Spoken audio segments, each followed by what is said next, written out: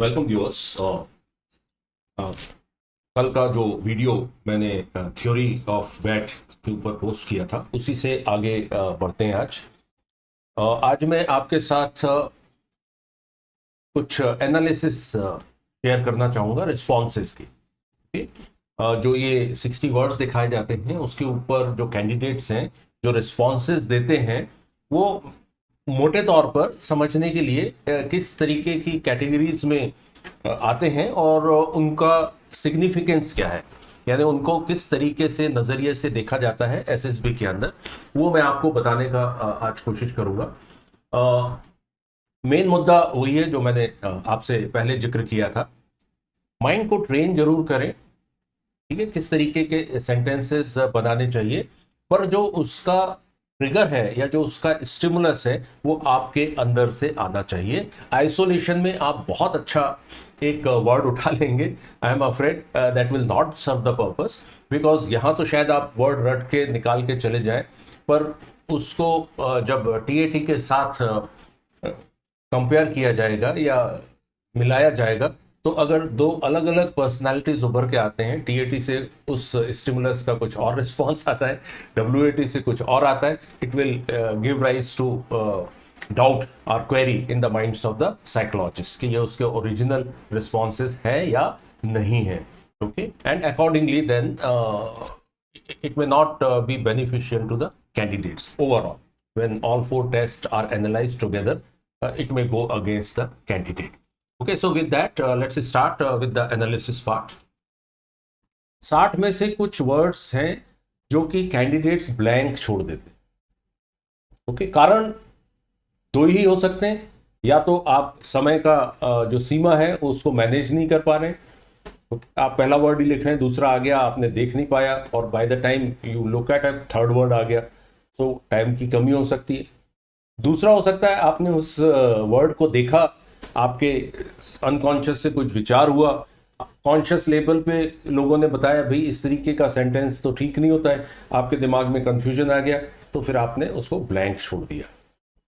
Okay, तो leaving any word blank must be avoided. You should train your mind कि 15 second के अंदर आप एक सेंटेंस बना के नेक्स्ट वर्ड को देखने के लिए अपनी तैयारी रखनी चाहिए। Okay, so stress of time और अवॉइडेंस, या तो आपका टाइम मैनेजमेंट ठीक नहीं हो पा रहा है इसलिए आपका वर्ड जो इंटरप्रिटेशन होगा, या आप उसको अवॉइड करना चाहते हैं उस वर्ड को, तो ब्लैंक छोड़ देने से भी साइकोलॉजिस्ट को उस वर्ड से रिलेटेड जो OLQ है, राइट, जो स्टिमुलस दिया था आपका वो पर्टिकुलर OLQ चेक करने के लिए, उसके बारे में उसके दिमाग में एक क्वेरी आ जाती है, यार this needs to be check, इसने खाली क्यों छोड़ दिया। और अगर 60 में से एक दो छूट गया है दैट इज ऑल राइट, पर अगर ज़्यादा छूटे हैं और उसमें से एक पैटर्न है कि एक पर्टिकुलर क्वालिटी को जो वर्ड्स हैं उनके ऊपर ब्लैंक छोड़ा हुआ है, तो दैट गिव्स एन इम्प्रेशन और इंटरप्रिटेशन कि ये पर्टिकुलर क्वालिटी में ये बंदा कुछ अवॉइड करना चाहता है। फिर वो क्या करेगा, उन क्वालिटी से रिलेटेड जो टीएटी में स्टोरीज आपने बनाई हुई है उनसे क्रॉस चेक करना शुरू कर दे। Okay, that is how it goes. Second, incomplete sentence. Okay, जैसे वॉर इज एंड देन आपको लगा कि भाई सही नहीं आ रहा है, छोड़ दिया आप, या आई हैड फिर छोड़ दिया। ओके, तो अगेन ये जो इनकम्प्लीट सेंटेंसेस हैं वो they have significant meaning with confirmation from other test. वो जैसा मतलब साइकोलॉजिस्ट को एक क्वेरी पॉइंट दे देंगे, उसके दिमाग में एक हो जाएगा इसने ये सेंटेंस इनकम्प्लीट किया है, तो इस वर्ड के साथ जो रिलेटेड एक्सपीरियंसेस हैं अनकॉन्शियस से या सबकॉन्शियस से, जो उसको फर्स्ट थॉट के तरीके से निकले हैं, ओके, उनको वो दिए हुए टाइम में सेंटेंस नहीं बना पाए, चेक करने का जरूरत है। फैक्चुअल, कुछ वर्ड्स का जो सेंटेंसेस बनाता है वो factual, okay, sunrises in east, grass is green, such like sentences fact है, फैक्चुअल है, उसमें ना आपका कोई इमेजिनेशन हो रहा है ना अंदर से कोई ट्रिगर कर रहा है, आपने जस्ट ये समझते हुए, जैसे इंग्लिश में होता है कोई वर्ड आता है आपकी इंग्लिश और ग्रामर को चेक करने के लिए बोलता है एक सेंटेंस बना दो, आप वो बना देते हो, वो बोलता है ग्रामेटिकली करेक्ट है। मैंने पहले बताया ये टेस्ट जो है वो इंग्लिश टेस्ट नहीं है, ग्रामर का टेस्ट नहीं है, साइकोलॉजिकल टेस्ट है। तो फैक्चुअल, आपको कोई क्रेडिट नहीं मिलेगा उसका, that will be a neutral kind of a sentence, तो उसमें आपको कोई क्रेडिट नहीं मिलेगा। और अगर बहुत ज़्यादा ऐसे फैक्चुअल डेटा है जो है, तो फिर वो then it starts telling on your factor one quality also to some extent to psychologist. Glitches, same as factual. Okay, honesty is best policy. Practice makes a man perfect. Such kind of things which you learn. So again, there is no originality and nothing is coming from your unconscious mind. Okay, इस तरीके के factual facts, glitches, sayings, phrases, oh, that should be that is not a good response. That is what I can say. क्योंकि interpretation is lack of originality and imagination. Okay, now एक होता है इंजंक्शनल और auto suggestion. क्या मतलब होता है इसका? कि जैसे आप किसी को कुछ सिखलाने की कोशिश करते हो या कोई चीज बताने का कोशिश करते हो, like obey your parents, okay, elders must be respected, don't tell a lie. किसी ने आपको बताया, वो आपके सबकॉन्शियस में घुसा है और इसीलिए 15 सेकंड के अंदर आपने वर्ड को देखते हुए उससे रिलेटेड कुछ ऐसा सेंटेंस बना दिया जो किस कैटेगरी में आ जाता है? इंजंक्शनल और ऑटो सजेशन। ओके, तो इसको भी एक अच्छा रिस्पॉन्स नहीं माना जाता है।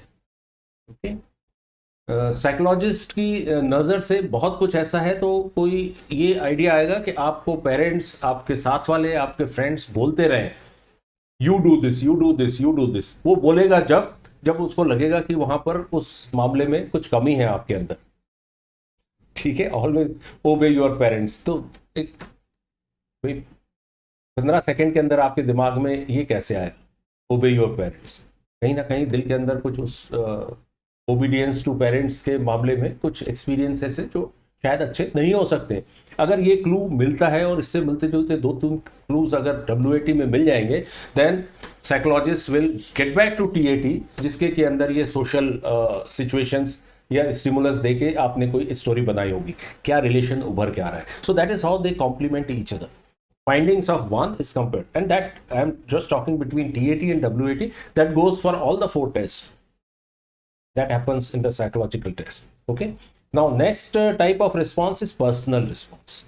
I, we, he, using such kind of I can do everything. I can. Again, this should be avoided. Okay.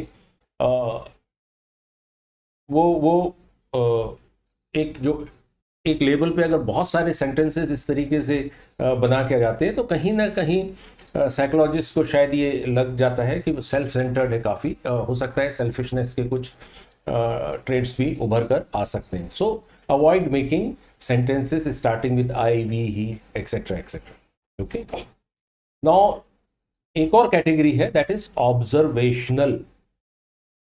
Okay, observation, जो आपने दुनिया में ऑब्जर्व किया है, जो पढ़ा है, जो आपके प्री है, जो आपके सबकॉन्शियस में जगह रखता है, कुछ जो कि इंपॉर्टेंट है, डोमिनेंट है.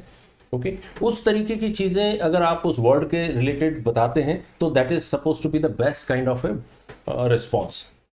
ओके, जिसमें कि कोई सॉल्यूशन होता है, जिसमें कि कोई ऑब्जर्वेशन होता है, जिसमें कि कुछ डेप्थ ऑफ नॉलेज उभर कर सामने आता है. ओके, जैसे कुछ एग्जांपल्स मैंने दिए हुए, medicine are taken for cure and not prevention. एक अंडरस्टैंडिंग है. Okay, understanding a problem is key to solution. अगर suppose word is understanding, okay, या word is problem, so such kind of responses are considered to be the best responses, and that is what you should train your mind on. Okay, so much so for this sitting. What I have covered in the analysis of these responses. Okay, the way to go about it, आप किस तरीके से इसको handle करना चाहिए, is very simple, right? आप words लें, उसका रिस्पॉन्स लिखें. रिस्पॉन्स कौन सा आना चाहिए? फर्स्ट थॉट्स के ऊपर रिस्पॉन्स लिखें, और अभी देखें कि आपका जो रिस्पॉन्स है वो जनरली किस कैटेगरी के अंदर आता है. ओके, अगर वो कैटेगरी वो है जो कि एडवाइजेबल नहीं है या जो इतनी अच्छी नहीं मानी जाती है, ओके, तो आप ट्रेनिंग दें थोड़ा सा दिमाग को. स्टिमुलस वही रहे, ट्रिगर वही रहे, पर लिखने के तरीका आप वो करें जो कि डिजायरेबल है. और जहां तक ऑब्जर्वेशनल रिस्पॉन्सेस हैं, वो जब भी आएंगे जब आपका जनरल अवेयरनेस अच्छा है, आप किताबें पढ़ते हैं, न्यूज़ सुनते हैं, सही डिस्कशंस में इन्वॉल्व होते हैं, अगर आपका इंटेलेक्चुअल बेस अच्छा है, आपकी पढ़ाई अच्छी है, आपने हैबिट डाली हुई है अपने आप को अवेयर रखने की, ओके, ऑटोमेटिकली वंस दिमाग उस डायरेक्शन में ट्रेन हुआ है तो उसका जो कंटेंट है ऑटोमेटिकली रिच होता चला जाएगा, which will help you in your factor one qualities. So I hope you draw your lessons. मैं कभी आपको रिकमेंड नहीं करूंगा कि अच्छे अच्छे, जो भले ही वो ऑब्जर्वेशनल कैटेगरी में आ रहे हो, ठीक है, पर वो अगर आपका ओरिजिनल ट्रिगर से नहीं बने हैं तो फिर ऐसे रिस्पॉन्सेज अपने आप में अच्छे होते हुए भी आपके पर्सनालिटी से मैच नहीं करेंगे, क्योंकि जो कि ज़्यादातर टीएटी से उभर कर सामने आएगी, जो कि आपका जो आपने पूरा लिख के दिया हुआ है पीआईक्यू में, पूरा आपका बायोग्राफी है जो उसके साथ मैच नहीं करेगा, right, and obviously it will give an indication of being not original. Okay, so these are some of the things WAT के ऊपर। अब फर्दर और एक कदम आगे चल के अगर मैं इसको बोलूं कि भाई ये रिस्पॉन्सेज ठीक हैं, ये रिस्पॉन्सेज ठीक नहीं, कोशिश करूंगा कि मैं अगले वीडियो में वो आपको बता सकूं। जैसा कि टीएटी में था, आप लिखें, देखें, कंपेयर करें और उस डायरेक्शन में आगे बढ़ें। मेरा यही आप सबका एडवाइस रहेगा। Till then, all the very best, thank you.